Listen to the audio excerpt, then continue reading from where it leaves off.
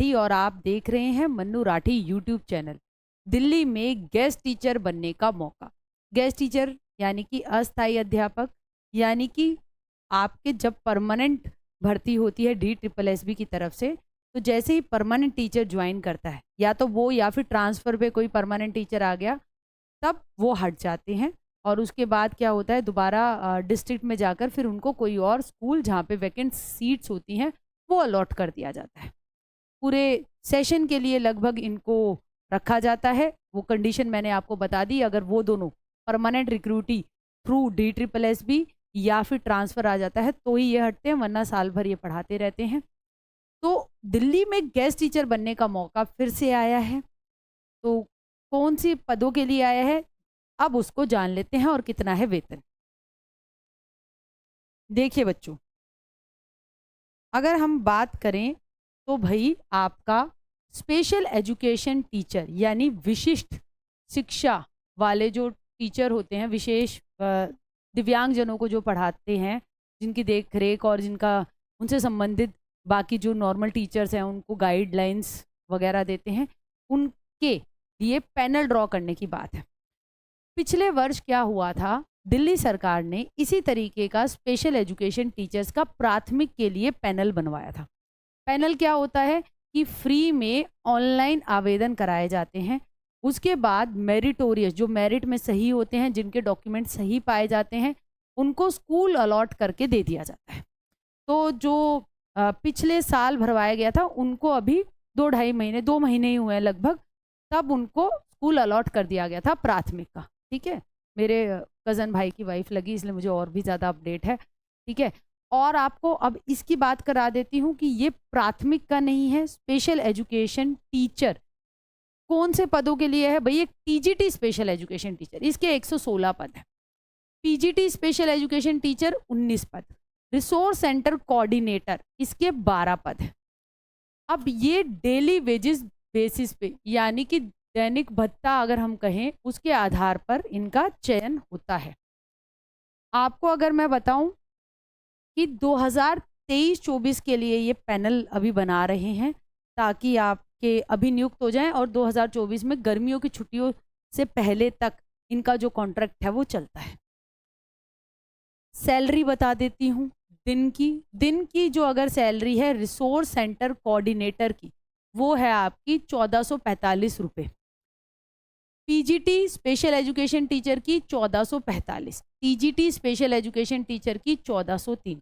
देखिए, special education teacher अलग होता है नॉर्मल टीचर से। जो नॉर्मल DLED, नॉर्मल BEd वाले इसके लिए एलिजिबल नहीं होते।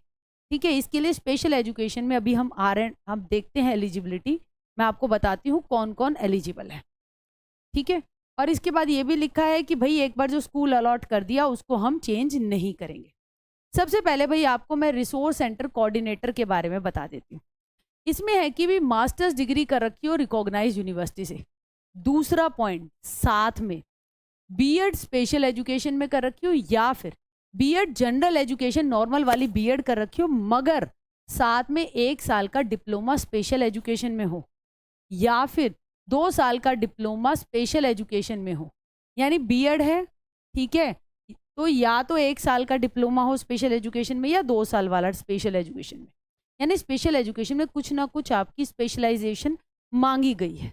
ठीक, या फिर आपने एक PG professional diploma special education में कर रखा हो, या फिर मास्टर्स डिग्री हो और साथ में आपका BEd जनरल एजुकेशन हो, PG प्रोफेशनल सर्टिफिकेट हो स्पेशल एजुकेशन में, या फिर PG डिप्लोमा हो मेंटल रिटार्डेशन में, PG डिप्लोमा हो या फिर मल्टीपल डिसेबिलिटी शारीरिक और न्यूरोलॉजिकल वाले में, या फिर आपका PG डिप्लोमा हो स्पेशल एजुकेशन लोकोमोटर इम्पेयरमेंट, चलने फिरने में जो दिक्कत है, या सेरिब्रल पाल्सी में। Secondary level teacher training course कर रखा हो या फिर विजुअल इम्पेयरमेंट में, या फिर सीनियर डिप्लोमा हो टीचिंग ऑफ द डेफ यानी भैरव जो बधिर होते हैं उनको कैसे पढ़ाया जाता है, या फिर BA BEd इन विजुअल इम्पेयरमेंट हो। तीसरा पॉइंट देखिए बहुत वैलिड है, रजिस्ट्रेशन कर रखा हो आपने RCI में, सबको कराना पड़ता है यहाँ पे।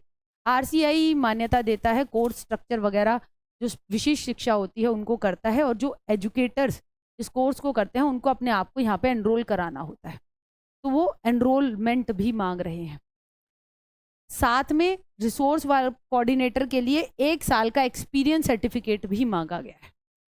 तो 1 साल का एक्सपीरियंस सर्टिफिकेट जो कि आपका या तो आपने किसी समावेशी या रेगुलर स्कूल में या स्पेशल स्कूल जो कि RPWD एक्ट 2023 के तहत काम कर रहा था, वहाँ पे आपने 1 साल काम किया हो। चलिए अब आ जाते हैं PGT स्पेशल एजुकेटर, यानी कि 11th-12th में जो होते हैं वही PGT होते हैं ना दिल्ली में। तो मास्टर्स डिग्री हो रिकॉग्नाइज यूनिवर्सिटी से, या फिर साथ में B.Ed स्पेशल एजुकेशन हो, या B.Ed जनरल एजुकेशन हो, 1 साल का डिप्लोमा स्पेशल एजुकेशन में हो, या फिर 2 साल का डिप्लोमा स्पेशल एजुकेशन में हो, या PG प्रोफेशनल डिप्लोमा हो स्पेशल एजुकेशन में। यही बातें हैं B.Ed जनरल एजुकेशन के साथ PG professional certificate special education में। यहाँ पे स्पेशल एजुकेशन मेंटल रिटार्डेशन में डिप्लोमा हो, या फिर PG डिप्लोमा हो स्पेशल एजुकेशन में जहाँ मल्टीपल डिसेबिलिटी शारीरिक और न्यूरोलॉजिकल। तो अल्टीमेटली स्पेशल एजुकेशन में विशिष्टता वाले डिप्लोमा को भी माना गया है। इसके बाद क्या किया गया है, तीसरा पॉइंट यहाँ पर भी यही है कि रजिस्ट्रेशन कर रखा हो RCI के तहत, ठीक है, रिहेबिलिटेशन काउंसिल ऑफ इंडिया, उसमें रजिस्ट्रेशन कर रखा हो। TGT स्पेशल एजुकेटर यानी 6ठी से 10वीं वाले, इसमें ग्रेजुएशन डिग्री और रिकॉग्नाइज यूनिवर्सिटी से। देखिए इससे ऊपर वाले जो हमारे रिसोर्स कोऑर्डिनेटर थे या PGT थे उसमें मास्टर्स डिग्री मांगी थी, यहाँ पे क्या मांगी है, ग्रेजुएशन डिग्री। साथ में वही सारी बातें हैं कि आपकी B.Ed स्पेशल एजुकेशन में जनरल वाली है तो साथ में 1 साल का डिप्लोमा स्पेशल एजुकेशन में, तो वही स्पेशल एजुकेशन में जो विशिष्ट आपने कुछ कर रखा है तो ही आप आवेदन कर पाएंगे। तो नॉर्मल DLED, नॉर्मल B.Ed, ठीक है, या नॉर्मल BTC वो आवेदन नहीं कर सकते अगर उन्होंने कुछ विशेष शिक्षा में कोई डिप्लोमा, कोई डिग्री वो सब नहीं कर रखी है, तो नहीं करना आवेदन। और TGT में भी रजिस्ट्रेशन चाहिए आपका RCI का। और देखिए दिल्ली में TGT लगना है तो सीटेड लेवल 2 पास होना चाहिए, तो यहाँ पर भी सीटेड लेवल 2 मांगा है। लेवल 2 6ठी से 8वीं वाला वो मांगा है। इसके बाद देखिए हमारा क्या है कि हमारी एज अगर हम देखें तो पुरुषों के लिए 30 वर्ष, हमारा 5 साल की छूट SC/ST को, 3 साल की छूट OBC को, 10 साल की छूट आपका दिव्यांगजन को। SC/ST और साथ में दिव्यांगजन है तो 15 साल की छूट, 13 साल की छूट अगर OBC है और साथ में दिव्यांगजन। एक और बात, SC/ST सर्टिफिकेट भारत में कहीं का भी हो चलेगा, मगर अगर OBC से भर रहे हैं तो OBC दिल्ली का ही मान्य होगा। आप यूपी से हैं, OBC में आते हैं, आप सोचे कि और ये सारी रिक्वायरमेंट आपके पास हैं और आप सोचो OBC से भर दूं, तो मत भरना, आप जनरल में आपको काउंट करा किया जाएगा, आप जनरल से ही आवेदन करना। इसके बाद आप देखिए यहाँ पे क्या लिखा है, टेन्योर मैंने आपको बता दिया 10/5/2024 तक ये कॉन्ट्रैक्ट रहेगा। मोड ऑफ सिलेक्शन देखिए मेरिट बेस्ड होता है ये, और आपके आवेदन करने की तिथि जो है भाई, आपके आवेदन शुरू हो चुके हैं कल से यानी 30 सितंबर 2023 से, और ये चलेंगे आपके 15 अक्टूबर 2023 तक। कहाँ पर करना है आवेदन वो भी दिखा देती हूँ। फ्री में होगा आवेदन, कोई पैसे नहीं लगने आपके। एडुडेल की साइट पे जाइए, वहाँ पर ये R&R रिक्रूटमेंट को क्लिक कीजिए, ठीक है। इसके बाद आप यहाँ पर देखेंगे कि आपका ये रहा drawing a panel of special educator teacher, इस पर क्लिक कीजिए, ऑनलाइन एप्लीकेशन फॉर्म पे क्लिक कीजिए, ठीक है। और यहाँ पर आप सारी डिटेल कर देंगे, प्रीव्यू कर लीजिएगा और ऐड करते रहेंगे तो आपकी सारी 10th के मार्क्स, 12th के, ग्रेजुएशन के, स्पेशल एजुकेशन के, वो सब ऐड होते चले जाएंगे। तो बहुत ध्यान से भरिएगा। और देखिए यहाँ पर एक इम्पॉर्टेंट बात है जो मैं आपसे बोल रही थी, RCI का नंबर जो आपने एनरोल किया होगा तो वो यहाँ पर भरना है, ठीक है। नहीं कर रखा और सोचो अभी कुछ भी भर दूँ, ऐसा नहीं चलेगा। 10th-12th का रोल नंबर भी मांग रहे हैं, तो झूठी फेक एंट्री मत कीजिएगा। बोला है कि आपका रिजेक्ट कर देंगे एप्लीकेशन अगर आप 1 से ज़्यादा भरते हैं। तो ये सारी बातें हैं। और गूगल क्रोम ब्राउज़र में आपको जो है ये भरना है और प्रीव्यू कर लेना अपना।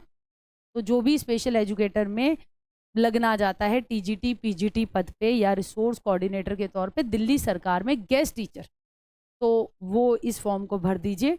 और अभी अगर मैं आपको बताऊं कि दिल्ली में TGT की स्पेशल एजुकेटर की भर्ती पिछले साल भी आई, जिसका अभी तक पेपर नहीं हुआ है, और इस साल भी आई हुई है, ठीक है। उसको लेकर हम नोटबुक अकेडमी एप्लीकेशन पे कोर्स भी चला रहे हैं, आप चाहें तो उससे जुड़ सकते हैं। और स्पेशल एजुकेशन को ध्यान में रखते हुए पूरा 100 मार्क्स का आता है तो तैयारी करा रहे हैं। तो यही थी जानकारी, जो भी एलिजिबल है वो भरिए, और कोई क्वेरी है तो आप कमेंट बॉक्स में लिख सकते हैं। जानकारी अच्छी लगी हो तो कमेंट कर देना, लाइक कर देना। और जब तक परमानेंट नहीं आते, ये बने रहते हैं, तो एक तरीके से अभी पीजीटी का तो इन्होंने कोई कभी पेपर ही नहीं लिया, तो जो पीजीटी में लग गया तो अभी तो भर्ती ही नहीं आई। तो मान के चलिए कब आएगी भर्ती, कब सिलेक्शन होगा, कब पेपर होगा, तो उनको तो लंबा समय लगेगा। तो आप जब तक जॉब पे बने रहेंगे, ठीक है। मगर है ये गेस्ट टीचर की पोस्ट, हमेशा याद रखिएगा ये टेम्पररी है, ये परमानेंट नहीं है। आप ज़रूर इसको ले सकते हैं, आपकी अर्निंग होने लगेगी, मगर ध्येय लक्ष्य आपका हमेशा परमानेंट सरकारी नौकरी ही होना चाहिए। तो इसी के साथ इस वीडियो को फिनिश करेंगे। Thank you.